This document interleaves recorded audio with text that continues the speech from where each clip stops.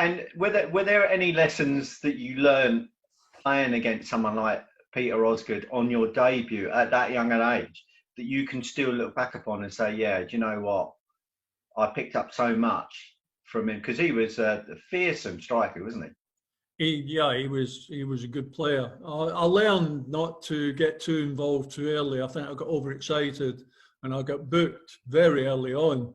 And I thought, I'm not going to be able to tackle him again. You know, like, bear in mind in them days, you maybe 7 or 8 tackles before you get booked. But the referee, I don't know if he took a dislike to him, because maybe he was a Peter Osgood fan. But I'd only tackled him twice, and the second one was a nothing. But I just said, welcome to the game, Ozzy. Like that. Yeah, oh, wow, I bet he loved that. Because, again, you know, that Osgood and the strikers of that generation, they were just as good at tackling as the centre-backs, weren't they? Yeah, and they would take it and they would give it. Yeah. It's an amby-pamby game now, isn't it? There's like, well, tackling's outlawed. It's not a contact sport anymore, let's be honest. I don't understand this tackling without following through. I don't. If you win the ball and you follow through, you can't stop. Thank you. Asking. You're a man after my own heart. I mean, I'm going to indulge myself a little bit now and say that centre half, you know, centre midfield, centre half, tackling is an art.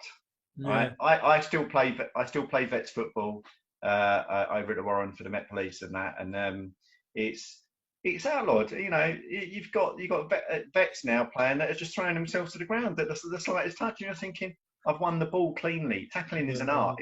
If I've gone through on you, then fair enough. Yeah. But you haven't.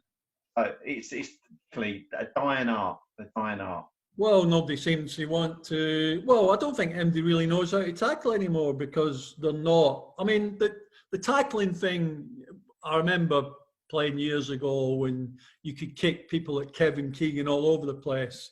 And then they outlawed the tackling from behind, which you could just come through a player, take him the ball, not even touch the ball, and that was normal. Into the crowd and just say, get on with it. But so when they said you can't tackle from behind, I thought that was a good thing, because it allowed people want to see flair players. They don't want to see people rolling on the floor all the time. But nowadays, it's just, I don't understand how you can ask somebody to tackle and not follow through. No. It's like asking a high jumper to jump over a high pole without swinging their arms. It's like... But also, it's a bit like it's actually now it can cause worse injuries now, because players don't know how to tackle, or haven't been brought up to tackle properly, slide on the ground, you know, be on the ground sliding when you're hitting someone, as opposed to jumping in with 2 feet. That's where the injuries occur, or are occurring now. I mean, the next thing, I guess, will be heading.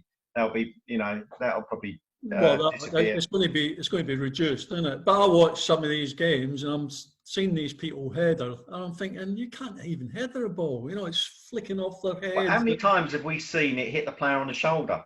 I know. As they go for it, and it hits them on the shoulder, and you think, come on. But that's probably why tackling is shown in a bad light at the moment, because we're just saying that people don't know how to tackle. I mean, I can't remember ever getting in for a tackle with both feet off the floor, straight, try to come through with the ball. And so you can understand why people are getting sent off, because the guy that's tackling, you think, what are you doing? It's like, you might see that on Hackney Marshes on a Sunday sometimes, but... Probably. Yeah. I mean, you're right about it. It's a shame, because, you know, there's nothing gets a crowd up more than, you know, than an honest tackle, you know, just to get the juices going. And of course, you know as well as anyone watching will do, is that when the team's down and you're in a fight, if one of your players cleans a player out with the ball, obviously ball first and then through the player, it sets everyone up. Yeah, I know. It's them going. Yeah. But anyway. Right, okay, so that's your debut. Do you remember much more about it? Do you want to talk us about the goal? I just remember it was a free kick. I think Alan Whittle and Don Rogers were... And I'd had, in that actual game, in a spell of about 20 minutes, I had a couple of headers. One hit the top of the crossbar, I think one the keeper saved. I didn't realise I was that good in the air at that time, but it was just Don Rogers flighted it over, and I just got above Osgood and planted it in the back of the net. And it gave him a little wink. It was a nice feeling, I'll tell you. It was a nice feeling. It was good because the cameras were there as well. So that, exactly. You know, and obviously it's one of your 39 goals. Yes. I'll need to check that. Yeah, don't worry. So again, you know, you just dropped it in there. Don Goodman, what was he like as a player? Don Rogers. Don Rogers, not Don Goodman. Yeah, Don Rogers. Don Goodman. He played for Wolves, I think, didn't he? He did. He's a good commentator. Don was quality. He was like, he could just fly through mud. Like, he always come off the pitch when they were wearing all white. He'd always come off the pitch immaculate. And you think, how do you mind that? Like, there's 6 foot of mud out there. And he was a great player. Great, unbelievable pace, good at running with the ball. And he was a good finisher. He was a class act, he was. And again, you know, a player of his caliber, as you say, running, dribbling with the ball on pitches that you know were the state like mud baths some of the time, weren't they? Yeah. I mean, that was the fantastic artistry. Well, I mean, when I look at players now, there was a game the other night and they were moaning about the pitch because it was a bit cut up, and I'm thinking, well, that was like our first day of the season pitch, you know, like. Yeah, I know, and you know, even as I say, you know, back in 15 years ago, the pitches were. I'm not going to say they're spoiled, but I don't think that the players nowadays realise just how lucky they are. Even the training pitches are immaculate. Yeah, you can see that. Somebody said to me not that long ago, I thought it was a great quote. They were asked if the players of my era could have played today.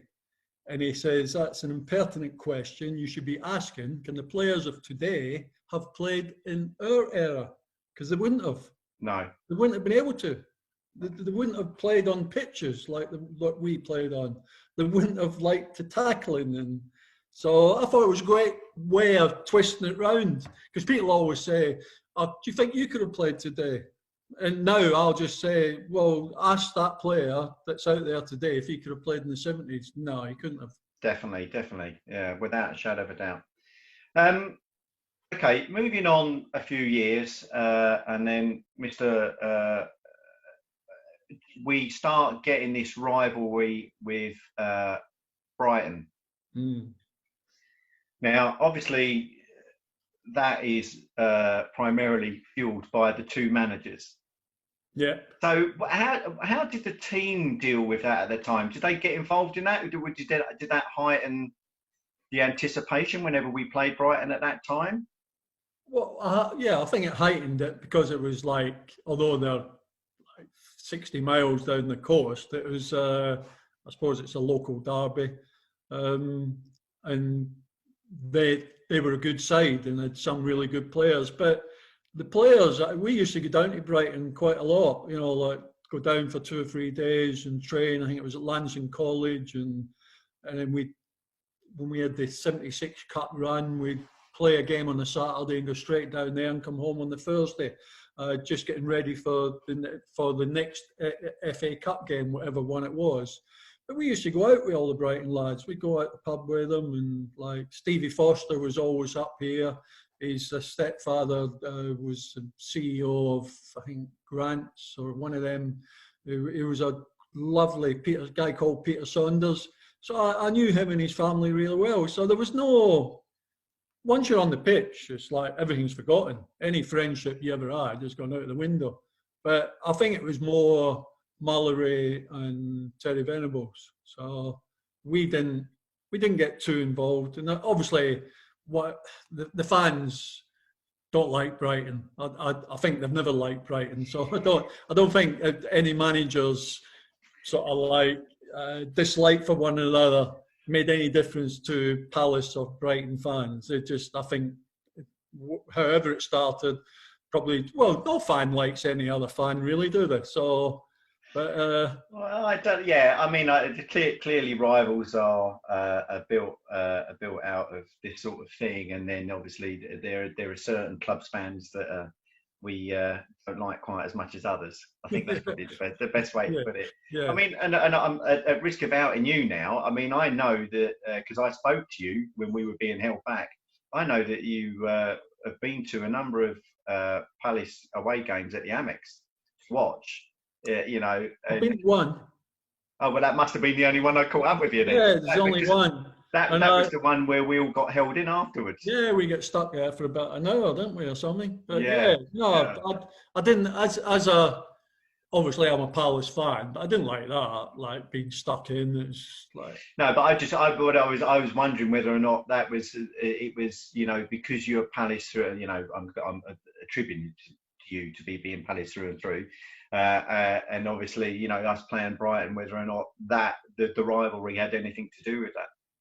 Do you go to many other games? Probably the police kept us in just out of spite. Palace fans just put them in. I might have to cut that out of it.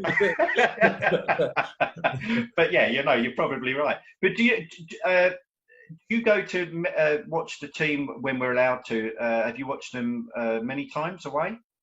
No, the last game I watched away would have been the year before last at Fulham. Okay, nice game to go to. Yeah, the old Palace player, Fulham player, but he played at Palace, Les Strong. He does the same sort of work as I do match days. He looks after one of the sort of lounges up there. And it was a friend of mine took us. It was a corporate day out, so it was great. But it's such a horrible little ground to get in and out of. It's just a nightmare. But once you're in it, it is a lovely ground, isn't it? Oh, it's so full of character. And I dare say it's going to look unbelievable when they finish that new stand overlooking the river. That's going to be brilliant. So they look really good in the Championship. Yeah, well, I'm hoping that they're going to be there next year because I'll be gone back, but I won't go through in the Championship. Mind you, as long as we're not in it with them. Yeah, well, exactly. Yeah, that's listen, fingers crossed after yesterday's result.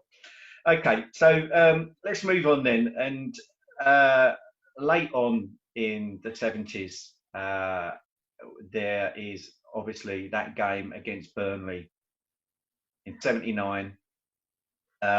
You know, we need it. We need to win to go up as champions over Brighton, who at the time that we start the match on top. To talk us through the feeling amongst the squad and the club in the week before the game, in the run up to the game, what was the pressure like on that? Well, I can't imagine. I think we had quite a young side at that particular time. And I think all the lads were just really looking forward to it. Terry Venables kept everything really low key. You know, he didn't sort of fuss too much about the game. It was just a game on a Friday, which is unusual to play on a Friday night. I think it's because of the FA Cup on the Saturday. So he just kept everything to a minimum. You know, training was very light-hearted. It was just enjoyable. And it was only on the day of the game. I remember we went, there was a hotel called the Auckland Hotel in Auckland Road up by the club, which was probably a 5-minute drive away. And the police outback riders come in about 4:30, 5 o'clock and said, we need to go. And we all gone, well, we can't, we don't get there till an hour before. We'll leave about 6:20. They went, no, you need to go now. It took us about 45 minutes to an hour to get from there, the place.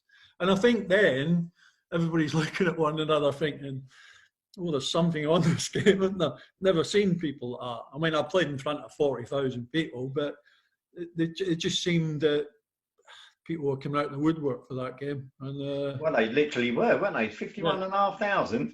I know, yeah. Where were we when we needed them the most? Well, I mean, what was that atmosphere like, though, when you walked out on that pitch for the first time, you know, kick off? What was it like walking out into that?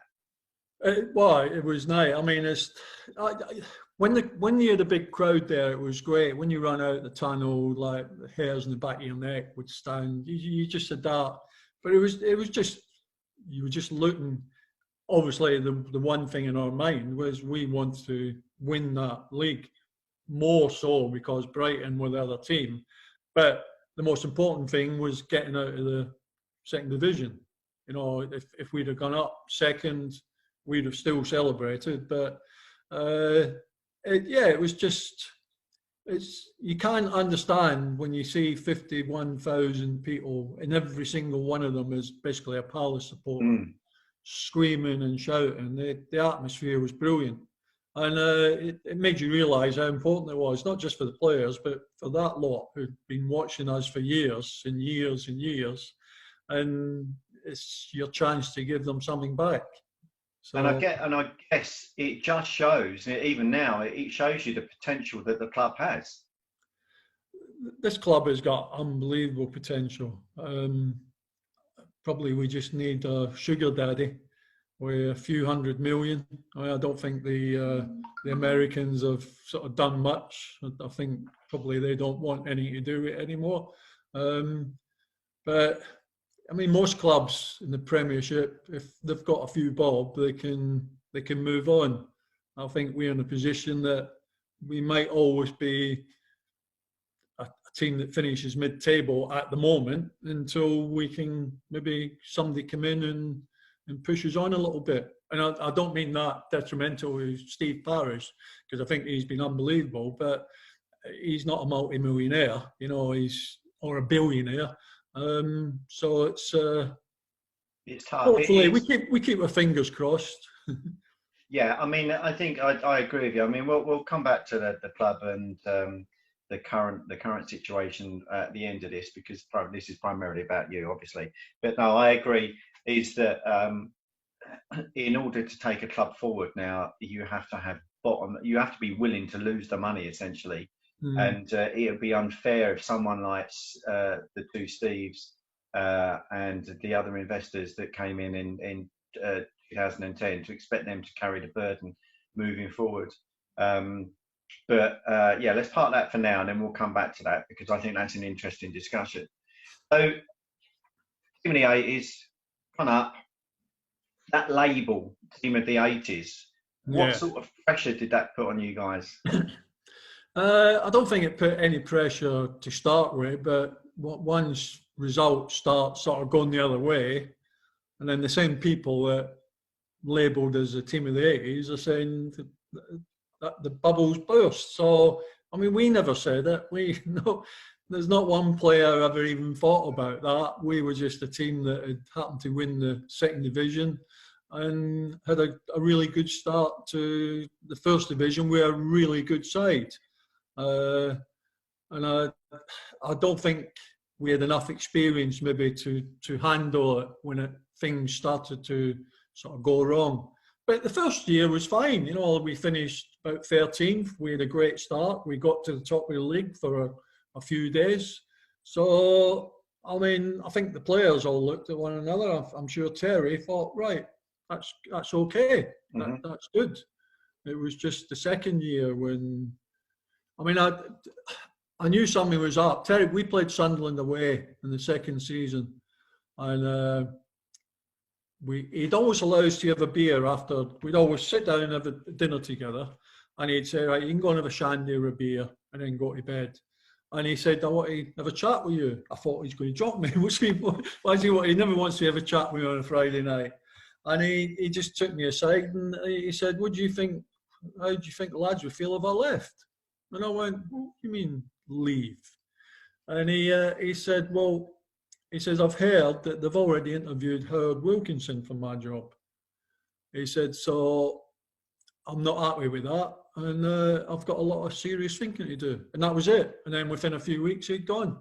And I knew he was going because he turned up one day in a Rolls Royce with JG1 on it, Jim Gregory 1, who was chairman of Queen's Park Rangers. It was his big mucker. I mean, I thought you were going to say he had a QPR sticker in the back of it or something. No, you might as well have done. Yeah, well, with Jim Gregory's, we all knew who it was. You know, we all thought, well, he's gone. So, and that was sad because. But how did that make you guys feel? Well, I never said nothing to the players. I just I thought it's just going to blow over, you know. And then when it all came to fruition, it was. I I think it devastated a lot of the younger lads. Well, even myself, because the guy was brilliant. You know, he was like the best manager I've ever had, and you can speak to all the people, the Glenn Hoddles and all that. They will turn around and say he was the finest coach they've ever come across. So it was a great shame, and the ignorance of people like Raymond Bloy at the time, who probably didn't really understand football. So that was a shame. Did you get any inkling, as to why they were looking for someone else other than him? Well, because we hadn't started that well. Right, you know, so it was purely down to the form. Yeah. We weren't in terrible, but things weren't going well. And yeah, I think Terry Venables was probably a type of manager that was always going to move about. You know, he went to QPR, Barcelona, Spurs, and all that. That was a jump, wasn't it? Not from Sellers to QPR, but from QPR to Barcelona. I mean, that was fabulous. Well, that was unbelievable. And like I remember Dario Gradi was manager, and he said to me, "Terry's been on the phone, or Jim Gregory's been on the phone. They want to sign you." And I thought, oh. And the more I thought about it, it was I played there, AstroTurf. It was just like playing on rock, and I just thought, no, I'm not. I don't want to play on that sort of surface. And then he left there. He got to Barcelona. I thought, oh, maybe I could have been a trip to Spain. But the pitches are still rock hard over there, but just a different climate. Yeah, I know. But I mean, so when he went to QPR, obviously he took quite a few players with him as well, didn't he? Yeah. So do you think that had a bigger effect on the end of the outcome of the season than him if he'd have gone on his own? Well, I think it was because he took like his assistant, the coaches, physio. He took everything by the kitchen sink by the sound of it. He took the lot really. Player wise, he didn't. I think he took John Burridge. Didn't Terry Fenwick go Terry as well? Fenwick, but Terry Fenwick wasn't a regular at the time, so at the time he didn't think it would be a great loss. As it turned out to be a wonderfully gifted player, Terry Fenwick. So unless he faced Maradona.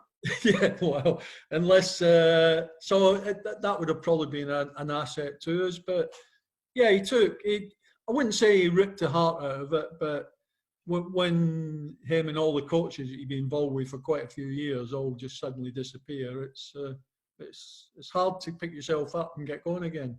And as I said before, we had a really young side, and I don't think it helped them. And there's probably a few sulking and didn't want to be there, and just things went from bad to worse. And then Mr. O'Grady turned up. Yeah, I mean, what we're doing is we're now entering into what I like to refer to as the fallow years, the dark ages. Yeah. Certainly in my time of support, it's just at the time I just started to. I would have probably been 1980. I would have been 9.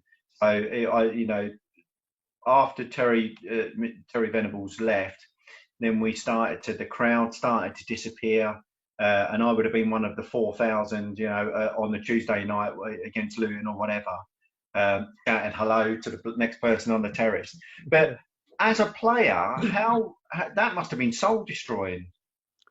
Yeah, it wasn't easy to run out from running out 30,000 fans like just a year before to suddenly 4. But football in them days, that weren't just about football. Fans, the thuggery and the violence at football games in that particular time, basically, I think stopped thousands of fans going to. It was just not nice. There was fights all the time, and it weren't really till they sorted it all out.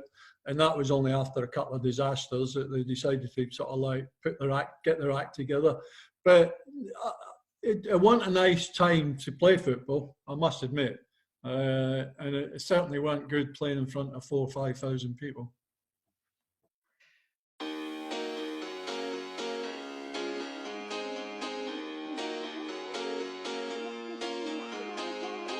Talk to me about the influence from day one as to Stevie Cobble walking into the club. What did he bring? Well, he brought class as a player because he was better than any player in his team.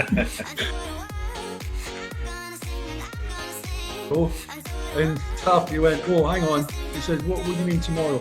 He said, well, we'll do. He went, no. He said, we need to do the exact same thing again tomorrow. He went, why? He said, because this isn't Manchester United. You can't show them once and they'll get it. And he gathered everybody, staff, all the players, so youth team, reserve team, first team. And his opening words were, this isn't my team. He says, I'm building now to get out of the second division next year. And wow, there's a rally cry.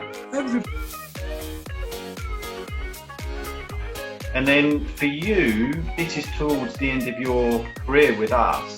Yeah. Talk me through about the final months and how you leaving the club came about.